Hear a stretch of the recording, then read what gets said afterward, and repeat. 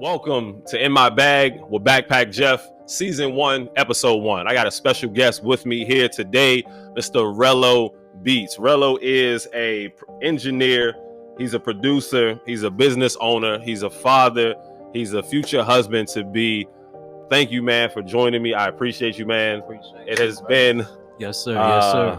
Man, when did we meet, Rello? 2-3 years ago? Yeah, 2-3 years ago, I think around 2017, around that time, with Miss Trotter from Speak Life Tour. We met on there, so, and we've been connected ever since, man. We've been connected ever since. Tell me, how did you get in contact with the Speak Life Tour? Oh, wow. Shoot, me doing my homework, me sitting in the house doing research, trying to tell people about my services that I could offer as a sound man.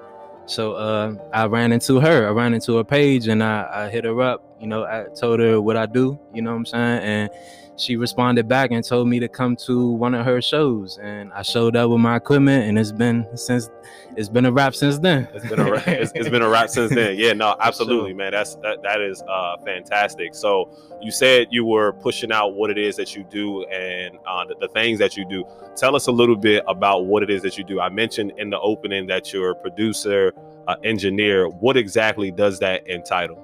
Okay, as far as producing, I produce records for artists. Right now, I'm kind of locally, I'm up and coming producer, but I'm looking to branch out and become major, But as far as producing, I like to work hands-on with my artists, So I like to sit down with them, actually get a game plan before we even start making music. For real, just kind of figure you out, see who you are as a person, because everybody in the world do music now, as we see, you know what I'm saying? So it's a lot of fakes in between, the real ones. So you got to weave them out to get to the real one and build that right relationship that can cultivate something special for the world, because you're giving your art away, what I'm saying? So like, that's what I do, man. Like, I try to link up with the good people, the great people, or the ones that got the great potential, and I try to cultivate a good relationship out of that. Okay, yeah, I absolutely. I absolutely love that, man. And I know you and I, man, we were supposed to work on some things, and I definitely think that it's going to happen. Oh yeah, for sure. It's definitely going to be something. It's still in my mental, man. So we definitely gonna put that together. yeah. Absolutely, man. And I definitely can't wait, man. I love some of the beats and stuff like that you sent me. I think at this point it's just about us, actually putting something together, tangible, that we can act that we want to actually put out to the people. You know what I mean? For sure. So what's your musical inspiration, or who is your musical inspiration? Because when you're doing something like this, you have to be inspired to do it. Otherwise, you're not going to do it for too long. So who is your musical inspiration? Got you. I have to mention my father when it comes to inspiration, because he put all of those jewels in me. He put the music bug in me when I was young. So I got to say my father off jump. Dr. Dre comes after, because I love his clarity of his music, the way he worked the board, the way he brings sounds to life and make the audience gravitate to what he's presenting. So I love that off jump. That's one of my favorite producer engineers of all time. Timbaland, I love his sound. I love the way he programmed his sounds and his different thinking. Like, it takes it over the top.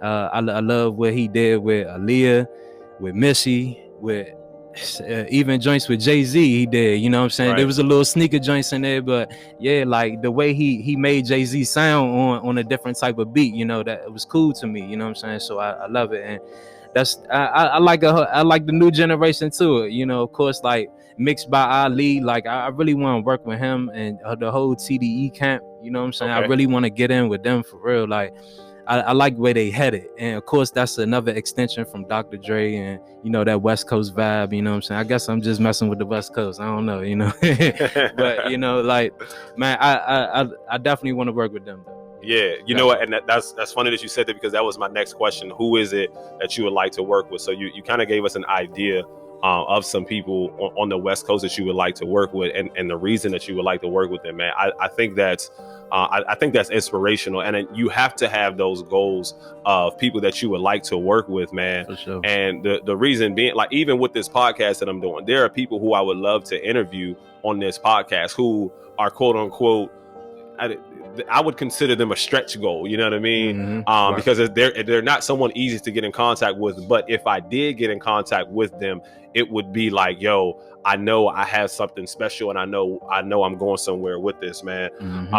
How long? So you said your dad. So did your dad like have you into music when you were younger, or like was he playing music? You know what I mean? Yes. Was you doing the cleaning Saturdays where the music is bumping? You had Mary J. Blige bumping on Saturdays to clean the whole house. Man, for sure, man. Like every day was music day in my house. Man. Okay. Every day growing up, like we used to get mad at my dad for playing music so loud all day, every day.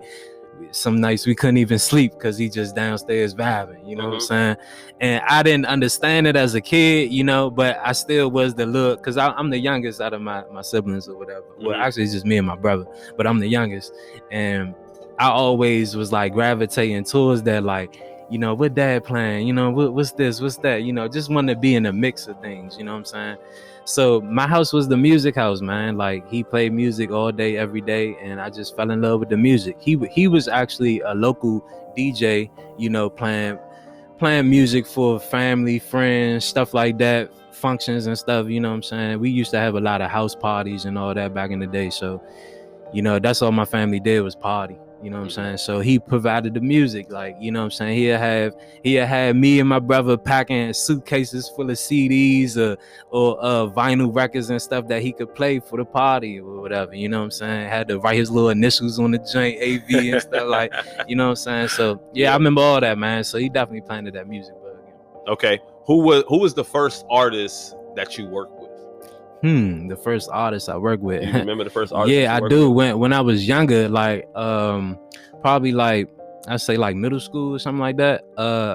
My man Ernest, my man Sir Watson. Shout out Sir Watson. He got songs out right now. Check them out, Sir Watson. Hey, what's up, brother? But yeah, me and him work. He stayed right up the street from me. He stayed in the cul-de-sac, and man, we had the little sound recorder joint on the computer or whatever, and we was recording off the little McDonald's little mic or whatever. You know what I'm saying? And I had my keyboard, my little Casio keyboard. I only had like 5 tracks on that joint I could record or whatever, and shoot, it was a rap from there. I made the beats and he'll rap on them joints, and that's how we started, man. I'll never forget that. So were you one of the kids that was drumming on the table? Of course. Hell yeah. In the lunchroom, cafeteria? Yeah, yes sir. In detention. I hit a beat right now for you, Slim. Getting in detention. You do the beat. You ain't do no beatboxing or nothing like that? Yeah, I did all that.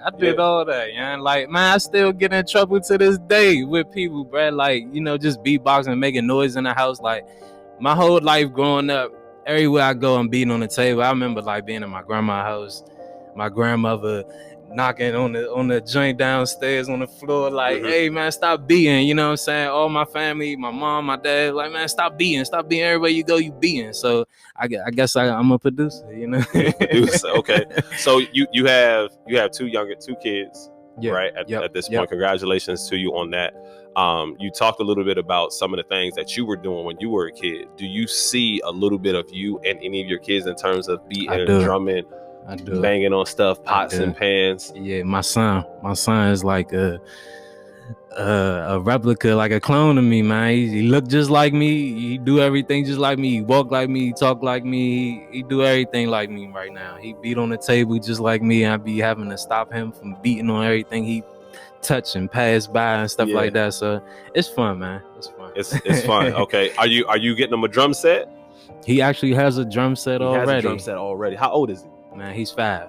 5 years old, and he's got a drum set already, man. Christmas is right around the corner, and I don't know if he's gonna see this episode before, but he got a little DJ joint coming and all that right now. So, and he asked for this stuff, you know what I'm saying? He asked for that. So like, hey man, I'm just feed it to him. I definitely think that it's important to make sure that you pour into a gift at a young age, for sure, bro. And make sure that you recognize a gift at a young age, and then hold them to a standard of professionalism. You know what I mean? Even at 6 years old, man, you see these kids who go viral on Facebook and different social media platforms, and they go viral for their talent. You know what I mean? Kids playing drums.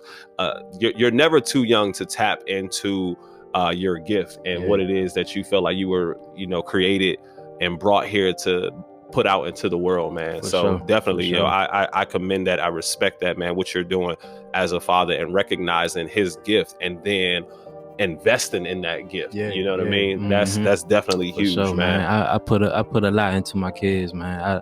I love family. I'm a family oriented dude. You know what I'm saying? Like that's what I grew up on, being around family. Like Right. all my family kind of from here. We deep on both sides, my mom and my father. So when we had family functions, my mom family mess with my dad family too, and they know each other. Love. So we like deep at the family function, you know. So man, it's nothing but family around me, bro. Like, nothing but family, and I man. bring you in close to me. I call you family. Like my brother know, my mind money right here. Like he knows that's family, bro. That's family. Yeah, I know him since we was down here. That's 4 or 5 years old. You know what I'm saying? He family.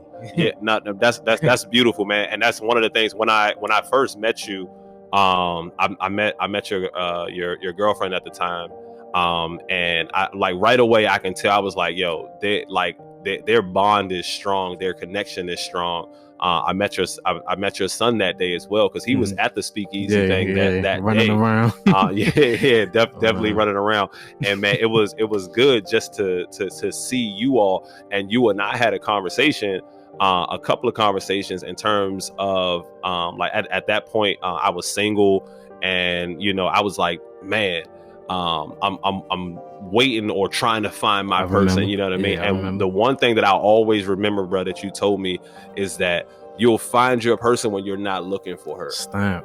I tell everybody you'll find your person when you're not looking for her. That's how you found your queen. And I was like, yo, that's crazy, man. I said, and so I stopped putting so much pressure on myself to quote unquote find somebody and be out and actually look for somebody and allow that person to enter into my life as opposed to searching for that person. For sure. And since I've allowed that person to enter into my life has definitely changed immensely in the relationship standpoint, because I feel like I'm more clear-headed now than I ever been. You know what I mean? Whereas like when I would go out to an open mic or something like that, and when I'm single, like I would you know stay a little longer, you know what I mean, linger a little longer, you know what I mean, and just, oh man, maybe I should talk to her, let me see if anybody wants to talk, if I'm catching a vibe from anybody, you know what I mean?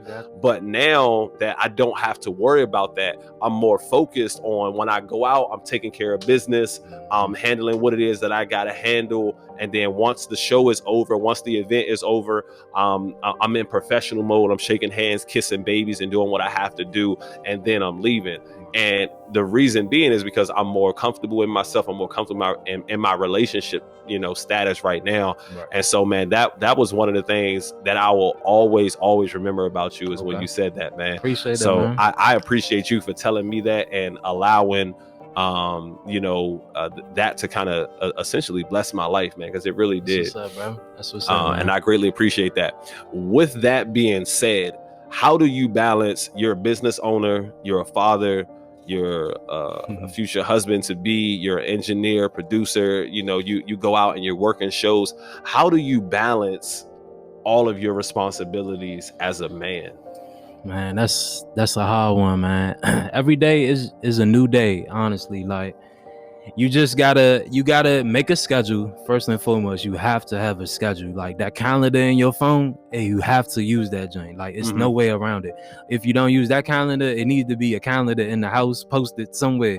You have to write stuff down. Like that goes without being said, honestly. Like once your life starts to pick up and things start to come, you can't keep it all up here. Like it's not possible. You know what I'm saying? It's not possible. People probably say, hey man, I got it up here, bro. Don't worry about it. You know what I'm saying? But you can easily miss one step that can throw everything off, you know, and could throw a whole relationship off just because you're not balancing or keeping up on your schedule. So that's very important. You could lose the opportunity because you came late to something, you know what I'm saying?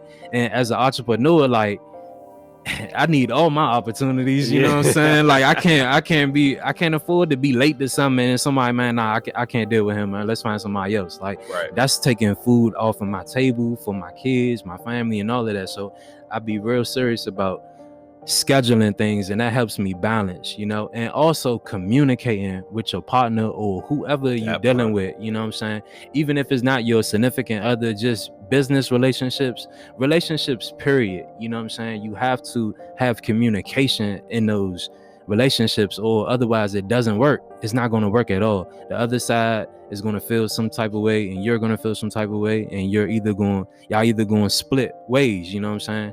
But everything needs to be put on the table. You have to be focused and firm about the direction that you want to go and where you're going, and know that, hey, I'm going this way, you know what I'm saying?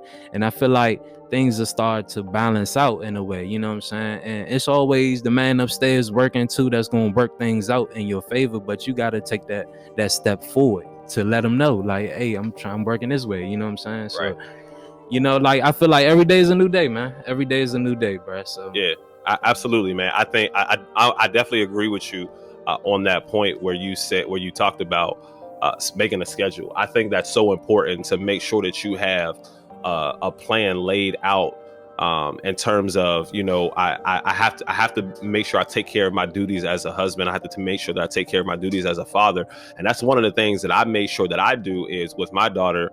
I put a schedule in place to make sure that, hey, this 2 hours or 3 hours is Sanaya time, where no technology. I'm not answering my phone. Mm-hmm. I'm not answering the email. I'm not turning on the computer. I'm not doing any of those things. Right. What I'm doing is I'm locked in and I'm super focused on her, and I'm giving her this time. And when you hear, oh yeah, I have scheduled time with my daughter, a lot of people are turned off by that, because they're like, wait, you got scheduled time with your kid? Right. Why you scheduling time with your kid? But they don't understand that because I'm so busy. I'm doing 110 different things almost all the time, that if I don't schedule this, then she's not going to have that time that we need to bond. You know what I mean? In the things that she enjoys, because we bond and the things that I enjoy in terms of poetry, in terms of speaking. I take her to poetry events. I take her to speaking engagements. I take her to schools and stuff like that. But now I want to bond with her in the things that she enjoys. Gotcha. You know what I mean? And that's what that scheduled time is for. Gotcha. So if she want to paint my nails or something like that, you know what I mean? If she want to show me how to braid this doll's hair, or she wants to you know, make a TikTok video or something like that, you know what I mean? This is her time to do that, because, you know, I want to show her that I'm invested in her and in who she is as a young person. So I definitely love that, man. You got to have a schedule. And then I also like with the piece that you talked about, communication. Communication is so key in every relationship, man. I went and got a master's degree in conflict resolution to learn how to communicate. I need to talk to you so that I can learn how to communicate, man, because communication is so important. And when you have open lines of communication, man, it makes life so much easier. So much easier, man. Like being honest is an important part of communication. I learned this from my boy Bertrand, and I'll have him on the next episode. He posted something and he said, when you tell the truth, you never have to remember a word you say. That's so true. And man, I said, yo, that's facts, bro. If that ain't gospel, when you tell the truth, you never have to remember a word you say. I'm bad. My memory is shot and bad right now. You know what I'm saying? And so it's hard. What I had for dinner last night. Hey, no lie, because there's so much going on. For the important things, my memory is good, but for a lot of the minute stuff that doesn't matter, my memory is so bad. But if you tell the truth, you never have to remember a word you say. And so for me, the communication and the honesty, and I tell anybody that comes around me, look, I'm a bad liar. So you know what I mean? If I don't know how to lie. I wear my emotions on my sleeves, so you can see it. Once I lie, you can see it right on my face. It's going to tell you everything, man. So communication is definitely key in any relationship. You have to know how to communicate, and there's nothing wrong with learning how to communicate. So when you and your fiance now, when y'all like how do y'all communicate? Like, do y'all have like what is that like? Is there like an open forum that you have, or there's like a specific time? And I'm gonna tell you after you answer that, I'm gonna tell you why I asked that. Gotcha. Man, honestly, I'm not perfect. I'm not gonna lie and say my relationship is peaches and cream, because we argue, you know what I'm saying? We definitely argue. We argue about communication. And I know that I say, hey, communication is the number one thing to do, you know, in a relationship or whatever. And I still struggle with that, to be honest. Like, I struggle. It's hard to communicate. Like, I'm in a point in my life right now where I'm in a grind mode. So I'm like, man, I need to do this, I need to do that. And I forget to communicate what I'm about to go take care of. So I end up in my mind, I'm like, shoot, I'm about to go do this, I'm about to go do that. I already got my day planned out, but I ain't communicate my day to my family.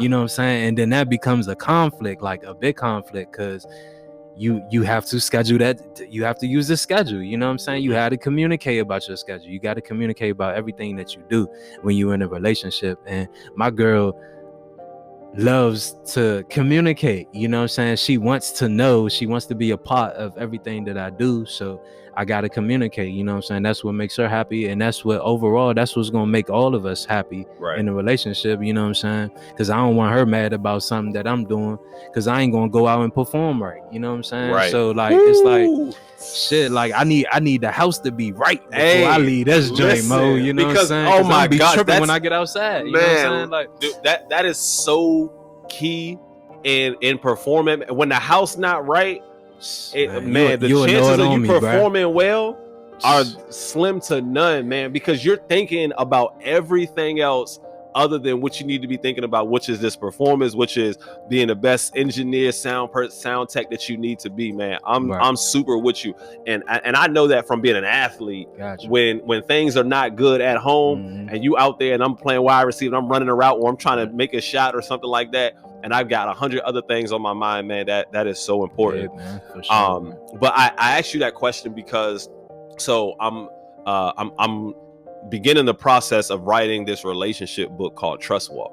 Okay. And what Trust Walk is, it's an open forum for you and your partner to go on a walk. So like if I need to talk to my girl about something, or if you need to talk to your lady about something, say, hey, let's have a trust walk.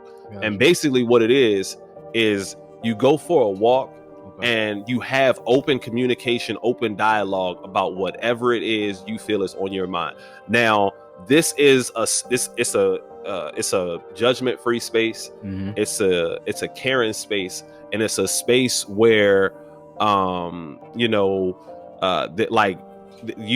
have everything that you need in this space to be open with your partner. Gotcha. You know what I mean? Gotcha. I like that. During that time, you communicate with them, hey, this happened this week. I didn't really like how that happened, or this happened this week, or you said this to me this week and I wasn't really feeling how you said that. You know what I mean? Right. It's your opportunity for your partner to hear what your concerns are, because we don't talk about those concerns, and then what happens is they blow up in our face. You know what I'm saying? Or you know what I mean? You got 10, there's 5 little things that happen, and then when there's one major thing happen, you go, man, you did this, and then you did this last week, and then the week before that you did this, and then the week before that you did this, and so it's bad. So I try to encourage people, man, take a trust walk with your significant other at least every other week, even if nothing is wrong. You know what I mean? I'm just doing a mental check-in with you to see how you doing. Like how's the relationship going for you? You know what I mean?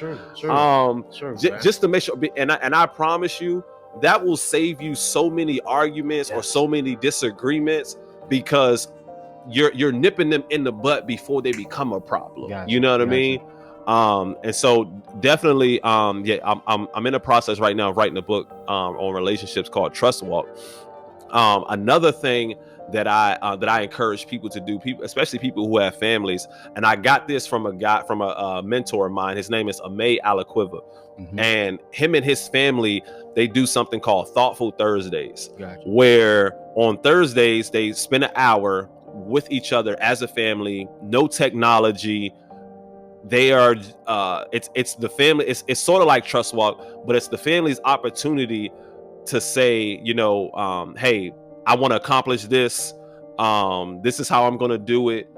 These are the things that I need to do, and it's basically the family being accountability partners for each other. Gotcha. So if your son says, I want to make one beat this week, okay, your job this week is to make one beat, and then next week when y'all sit down for on the Thoughtful Thursdays, how did the beat go? I didn't make the beat. Well, why didn't you make the beat? Gotcha. Well, because I didn't have this. Well, communicate that with me. Yeah. And so you're helping your son create that beat every week. You know what I mean? You're helping your wife. She said she was going to reach out to 20 different new clients this week. You know what I mean? Accountable partner. Yeah, accountability partners as a family, though. Gotcha, you know what I mean? gotcha. So Thoughtful Thursdays. Tell me what you think about that. I love it, bro. I love it, and I want to incorporate that with my family. You know what I'm saying? And also the book too. Like when you start talking about that, like I used to think about like after me and my lady got into a big car accident or whatever, right? And I had to like exercise, to get back right. So at this time we were staying with her parents or whatever in the basement, grinding it out, trying to figure out life and stuff. And where they lived at, it was a big trail called Indian Head Trail or whatever. And we used to take that trail, and then you take it for like a mile or something, and then it's like a big pond, and it's like all in the woods or whatever. So I used to take that, and I called those walks Walk of Clarity. You know what I'm saying? And that's actually how I started my cleaning business. You know what I'm saying?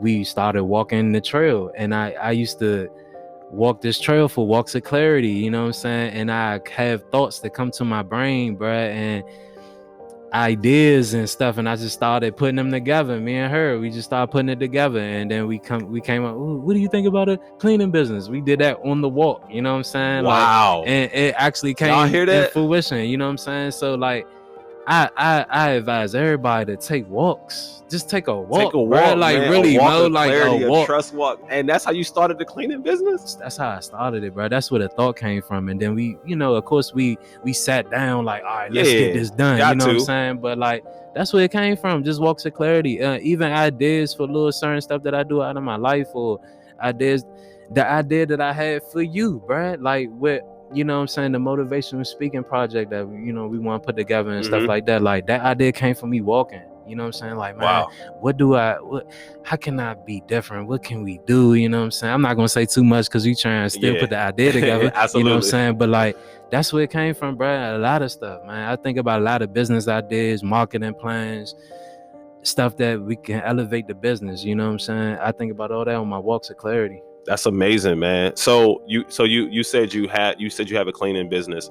Talk to me about the cleaning business. Like how did you get into it? How did you put your foot into the cleaning business and make your mark and make it a successful business, man? Gotcha.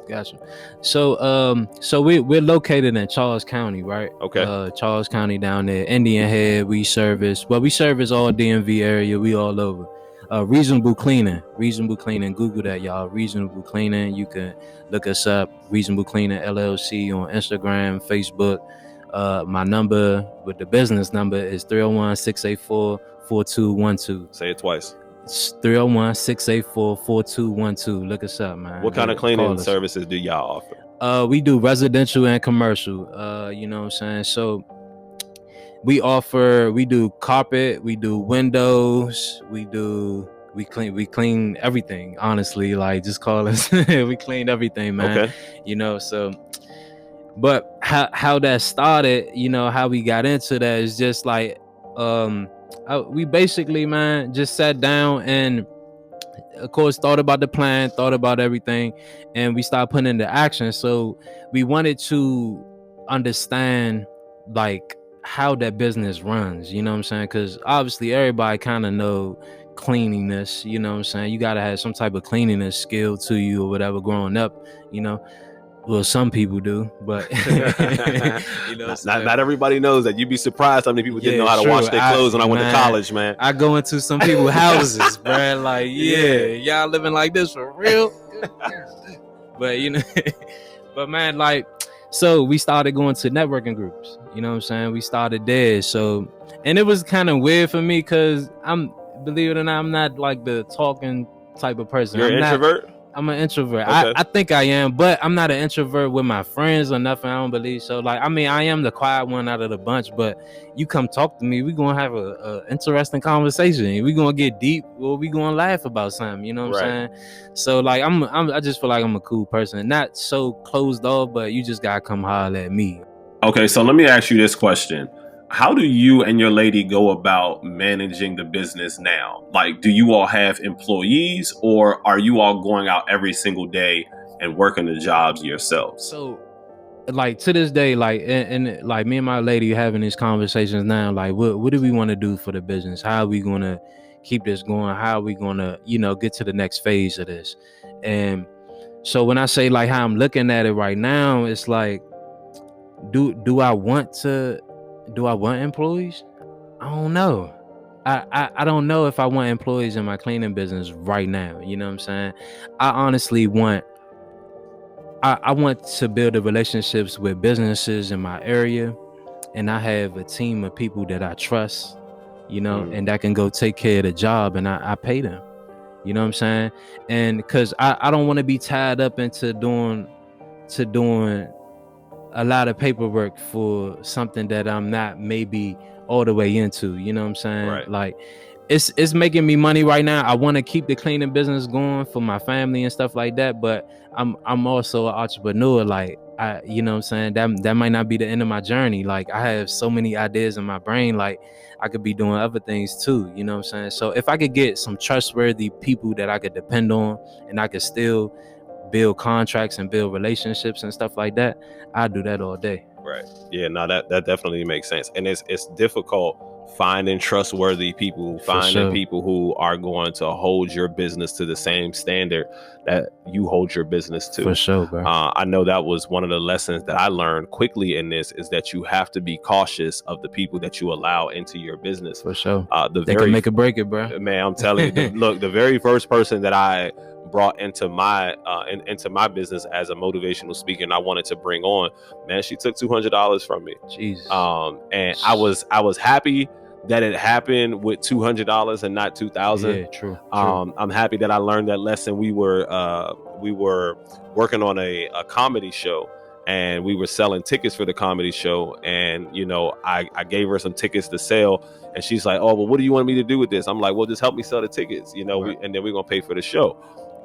Here come the show. I asked her, "Hey, where's the money at for the tickets that you sold?" She was like, "Oh, you wanted that? I didn't know you wanted that." And I was like, "Jeez, huh? What do you mean you didn't know that I wanted it?" Like, right. At what point in time did you not think that I wanted my money? She was like, "Not a business." Right. She was like, "That's why I was asking you how much was everything going to cost, because I would have gave you some of it." Oh man, you would have gave me some of it. Right there, her mind says not there. At what point did you think you deserved any of it? You didn't even pay to print these tickets, and that cost $50 itself. So true, I'm losing money off of this joint, man. And from that day forward, I never seen her again. I seen her at church like the next day or something like that. She ran out of church. Oh, man. I never had an opportunity. Yeah, right. I never had an opportunity to get that money back. I never will. But I'm happy that it happened with $200, like I said, as opposed to $2,000, because that's a lesson. That's an easy lesson, man. In this business, yo, don't let anyone touch the money who has not been vetted for a significant amount of time, man, because this is your baby. And the one thing that I said, nobody is going to come into this business that I have as an entrepreneur and mess it up. But myself. There's only two people in this world that can mess up my business: me and my daughter. That is it. Those are the only two people who I will accept messing up this business, because I worked for this. I work my butt off for it every day. Now, my daughter can't necessarily mess it up, but if for some reason she happened to mess it up some way, I would accept it, because it's something that I can control. You know what I mean? For sure. I know then I can go into fix it mode. You know what I mean? And do what I need to do to fix this business. So definitely got to be careful with who you let in the business, man. So how did you learn about the cleaning business? Like, what steps did you take to learn about the cleaning business? Got you. So man, I was sitting home. This was like around the time my son just came into the world or whatever, and I was just sitting on Google, seeing who's my competition in my area, basically, and I was calling them and just asking because I didn't. You was calling your competition, you was calling other cleaning companies. Yeah, I wanted to know like how to do the business. You know what I'm saying? What they're charging. Like I didn't know nothing about. Did anybody give you game? Did anybody give you some useful information? I kind of asked broad questions. You know what I'm saying? Okay. And I kind of piece things together to figure things out. So I was asking like, hey man, how much you charge for a 2-bedroom house or, you know, apartment, or, you know, I just give them like certain examples or whatever. And most of them said like, hey, we got to come out to the house and stuff like that. So the conversation kind of died after that or whatever. But you know what I'm saying? That's what I did though. You know what I'm saying? Just trying to figure out pricing, honestly, because I didn't want to undercut ourselves, you know what I'm saying, in the business or whatever. You know, I wanted to make good money, but then I didn't want to scare people away, you know, at the same time. So I needed to know what my competition was charging, you know what I'm saying? So that's what I did. I just sat home, you know what I'm saying, and with my son in my hand, Googling, with my phone in my other hand, bro. For real, I ain't gonna lie, man. Like, that's what it was. And we figured it out. Hey, y'all figured it out, man, and it's a very, very successful business, man. Been running for 3 years. That's absolutely amazing, man. It's commendable to see that an entrepreneur who came up with an idea and then executed on the idea. A lot of people come up with ideas, man, but you came up with an idea and you executed on that idea, man. So congratulations to you and your lady on that, man. That's it. Sir. Shout out Shadon. I love you, girl. Yeah. Gotta love that shout out. All right. So I want to ask you a question, and I posed this question on my Facebook, and I was just thinking, and the reason being is because I have a savings goal, right? And so I want to know, if you were given $10,000 as a Christmas gift, what would you do with it? Man, so we was talking about this earlier or whatever too. So man, look, I would 10K. I'm for sure going on a vacation. I need a mental break. I need inspiration. I need new vibes. I need new scenery, new everything at least a little bit. You know what I'm saying? A good vacation to clear my mind, get my mind right, and then I'm going straight back to business when I get back home. You know, I'm dumping that into any business ideas, inventions that I got. You know what I'm saying? I think about those too. I got some joints I'll let you know and shit. You know what I'm saying? But shit, man, like I would just dump that stuff. I bet on myself, bruh. Bet on yourself. I would dump that joint back into myself and be the best person I could be, bruh. That's amazing, man. That's exactly what I'm trying to figure out. So my goal is to save $10,000 by January 1st. I'm on my way to hit that goal. Congrats, bro. Yeah, thank you, man. I appreciate it. That's real shit, man. I want to know. I want to know, like, what should I do? Because there's flip house opportunities available. I can pay my car off. True. I don't really have much debt. I got my student loan debt in my car right now on my credit, and that's pretty much it.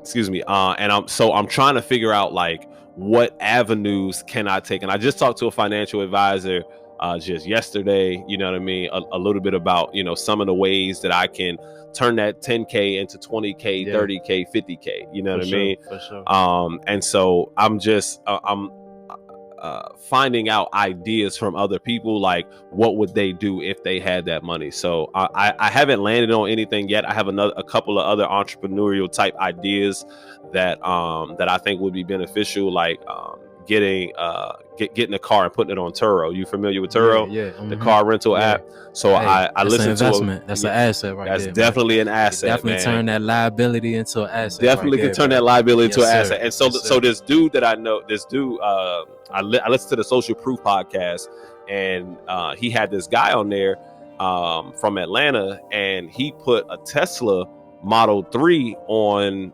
on Turo, Gotcha. and he said he was making like $2,500 a month profit off of the Tesla Model 3. And that's only like a $31,000 car. You can get, and they said don't go out and get the brand new one. Get like, you can get a used one, you know what I mean? Right. 30,000, 30 grand, and put it on there and then have it as a second car. You can just rent that joint out $218 a day, you know what I mean? And people pay for it. And it's an easy hustle. And like you said, it's turning an asset into a liability. And then you think about the payment. Turning a liability into right. Yeah. Turn that liability into an asset. And so with that car, I'm like, if this Tesla can at least pay for itself, $600 a month, if this Tesla can at least pay for itself, then I got a Tesla and I'm not paying for it. Right. You winning. You know what I mean? Yeah, I feel you, bro. Man, that's a great idea, bro. That's a great idea. Yeah, so I'm looking into it. There's a couple of other ideas that I'm looking into, but that's definitely one of the ones that I'm looking into, man. Gotcha. And I wanna see what that's like. I think what I'm gonna do first is I'm gonna put my regular car on Turo, see how it does. You know what I mean? Start a little bit of buzz first. Gotcha. See, you know what I mean? Make sure if somebody steals my car, I know I can get it back. You know, with insurance and all of that, Gotcha. Because it's a real thing. People definitely gonna try. Oh, people definitely gonna try their hand at you. Try anything. Yeah. For sure. Absolutely, man. So I got a couple of other questions. What's your motivation? Not just for what you're doing in terms of music. What's your motivation in life? Like what moves Rello? What moves me, man, is really eager, or I wouldn't say anxious or nothing, but just eager to, or excited to know what my purpose here in life is. You know what I'm saying? You feel like you found your purpose? I don't know. I feel like when it's all said and done, I know, yeah, that was my purpose. Okay. But I still got a lot of life to live, so I can't say I found my purpose, like, for real, because by the time I'm 50, I could be doing something totally different, and that could have been my purpose. You know what I'm saying? Right. So I can't really say. I'm still living. I'm still going through the process. So I'm really eager to know that, though, because I was near death, right? I was near death. I got into a major car accident. You know what I'm saying?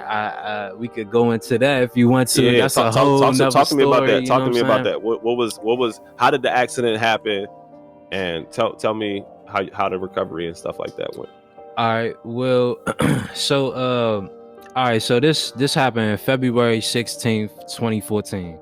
I was at one of my artists, can't even say Grand Pays no more. Frank Blunt. Shout out Frank Blunt from Never Settle.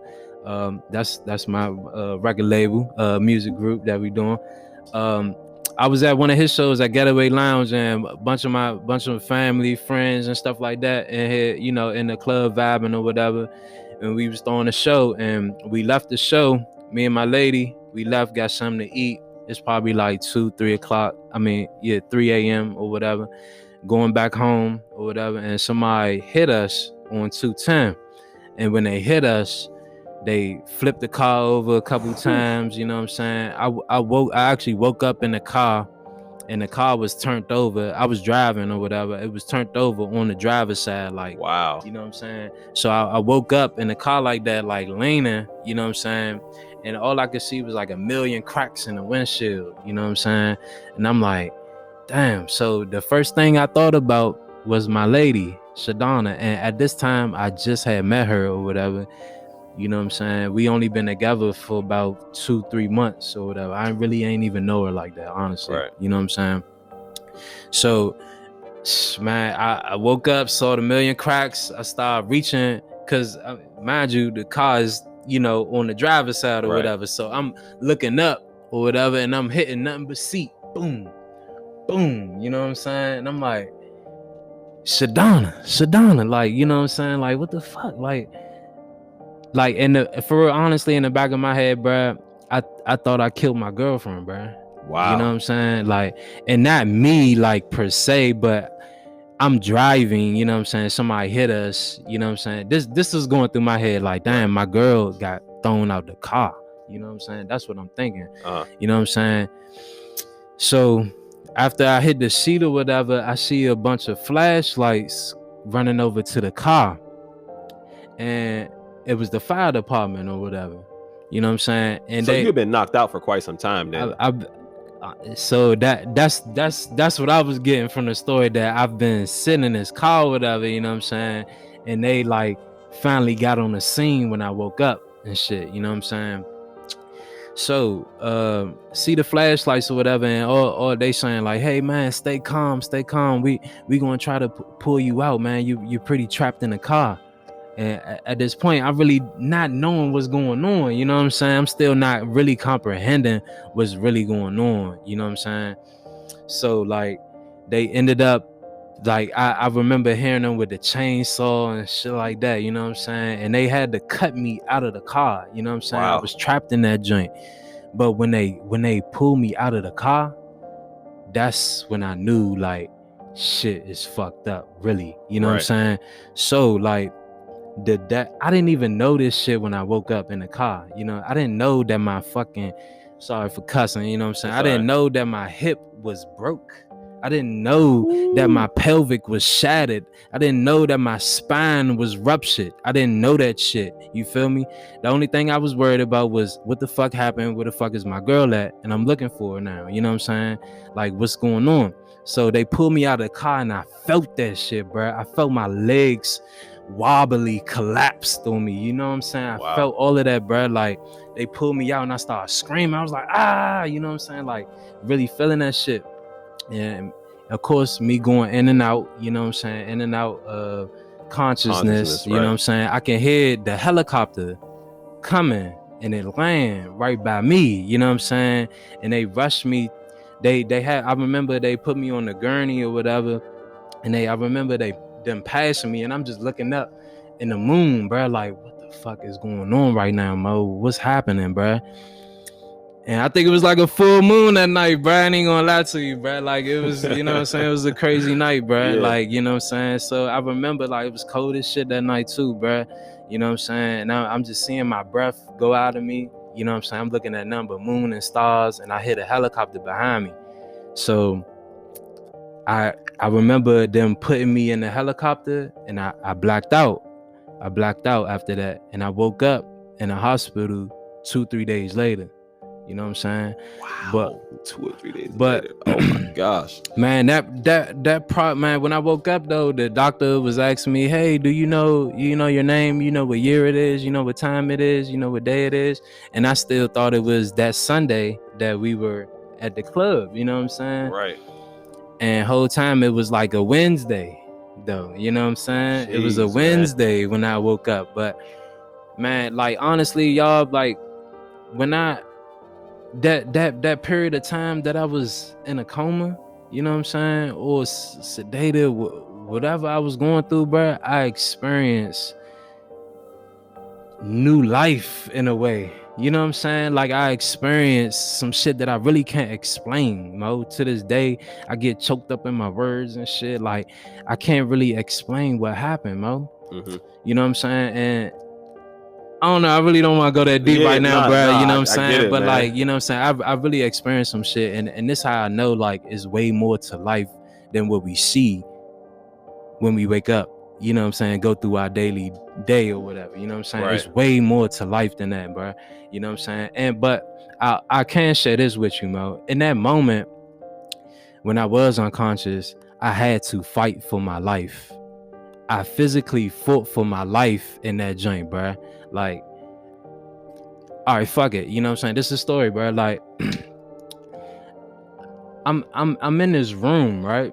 You know what I'm saying? And to this day, I'm still trying to make sense of this story, because why would the doctors leave me in a dark room with all the lights off, and I'm like strapped to a bed? Mm-hmm. You know what I'm saying?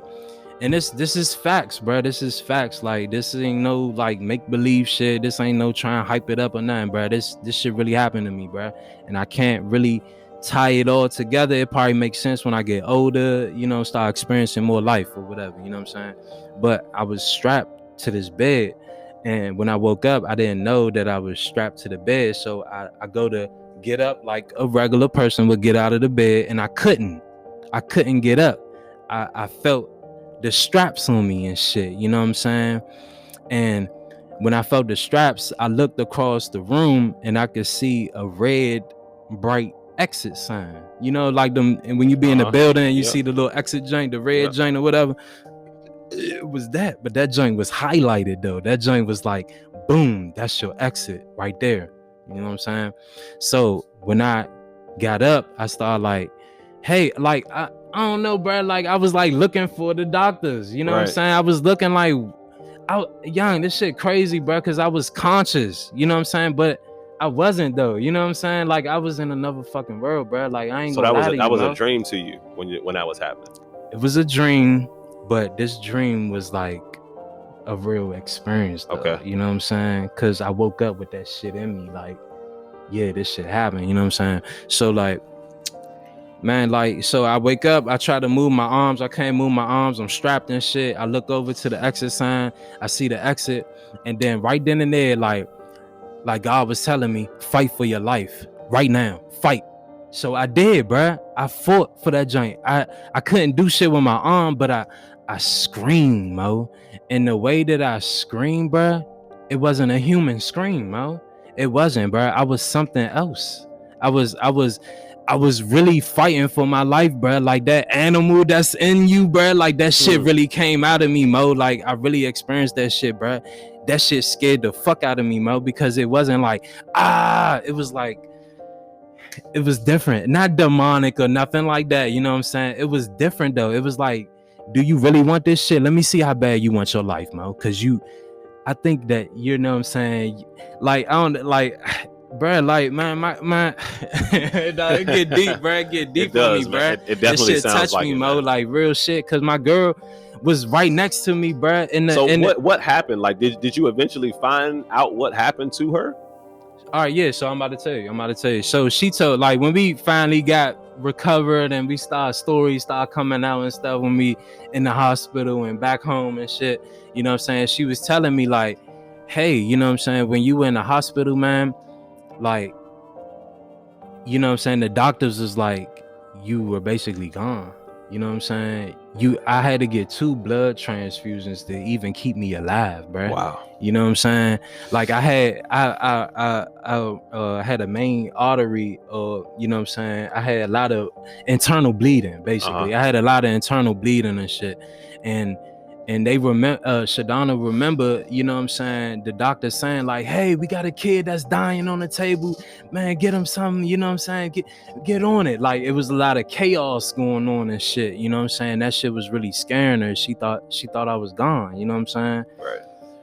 But you know, fast forward that, bro, like when I woke up, you know, on that Wednesday or whatever, I was talking to the doctor, and the first person that walked in the room was my grandfather, and which is deceased now. Rest in peace, grandfather. I love you, man. For real, I love you, man. Like I know we gonna see each other soon, bro. We have a lot of talks, you know what I'm saying? But you know what I'm saying?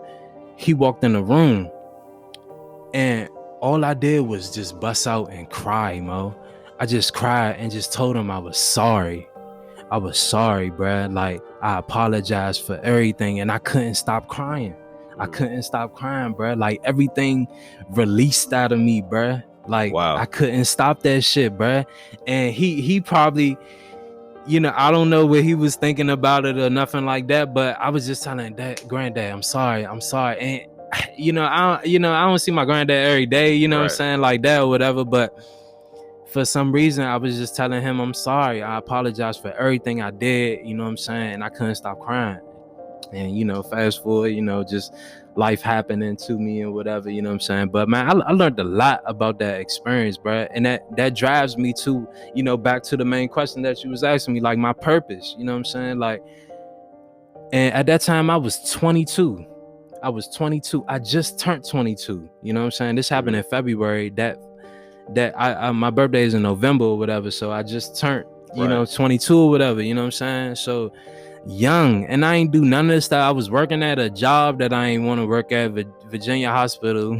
You know what I'm saying? Yeah. Not paying nobody nothing. Y'all need to up the ball on them people, man, for real. And all the employees over there, yeah, y'all ask for that change, bruh, for real, man. They jipping niggas over there, man, for real. But you know what I'm saying? man, like, it just drives me to my purpose, bro. It just drives me to, man, if I would have died that night, or what do I stand for? You know what I'm saying? Right. What am I here for? I ain't even know what I was here for. I ain't even think about that shit. You know what I'm saying? Like, come on, bro. 22 years on earth, and I ain't really think about, man, what am I imprint on life? What am I really here for? You know what I'm saying? So, man, I woke up and my whole life has been different. It gave you perspective. It gave me perspective, bro. At that point, man. I think a near-death experience would definitely offer you perspective. Real, man, rehab gave me perspective, honestly, bro. Like, being in rehab with people with no arms, no legs, you know what I'm saying? Talking to me happy.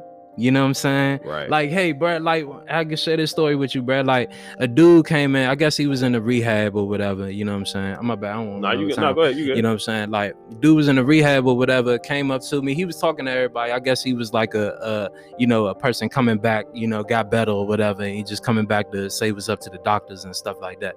So, you know what I'm saying? He finally came up. He made his rounds around the whole joint or whatever. You know what I'm saying? He came up to me. He was like, man, what happened to you?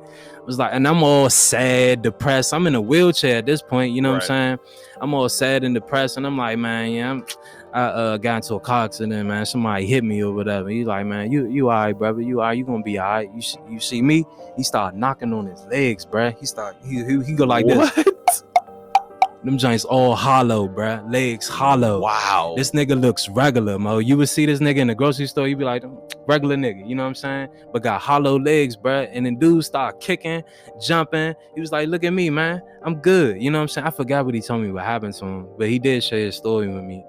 But, you know what I'm saying? Like, just experiencing that, you know what I'm saying? Was like, what the hell am I mad for, bro? I got all of my limbs, you know what I'm saying? Wow. I still got my leg, bro. Like, I ask people to this day, bro, do it look like I'm limping? You know what I'm saying? And they be like, nah, you look regular. I was like, bro, you don't even know what the hell I done been through, bro.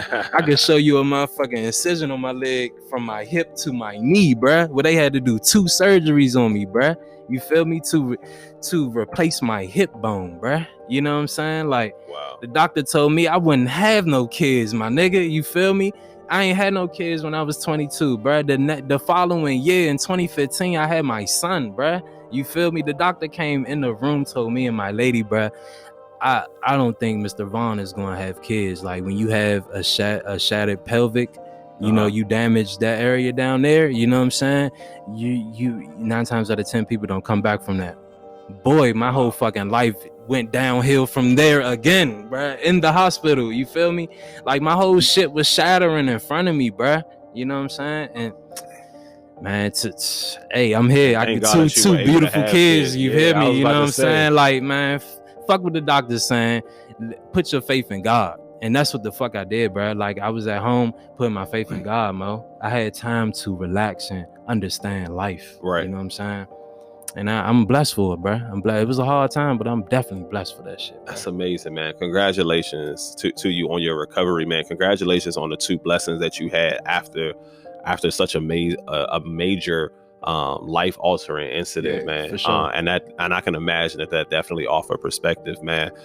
So as y'all can tell, man, this is not only a guy who is in his bag, you know, financially, in the financial realm, man. This is a man that is in his bag spiritually, as you guys can tell. He's got a strong relationship with God, a strong relationship with who his creator is, physically, emotionally, mentally, relationally, man. And that's what this podcast is all about, is connecting with people who are in their bag in a multitude of areas, man. And it's clear to see, that you have purpose and that you are walking in your purpose right now. Yes, and our purpose does shift as we get older, and we change and we evolve as people, as men, as humans.